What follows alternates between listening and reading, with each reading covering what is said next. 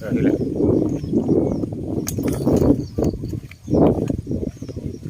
เอาเร็วเร็ว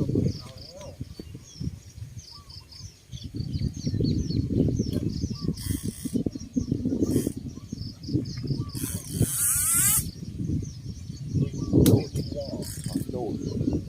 โคตรเล็กปลาเล็กแม่งโคตรเล็ก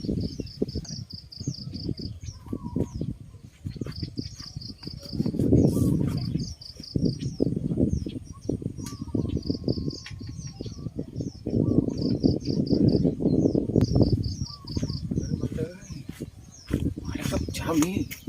ไอ้คิวแดงทำงานกันแล้วเตโพไซส์ประมาณสัก5 โลได้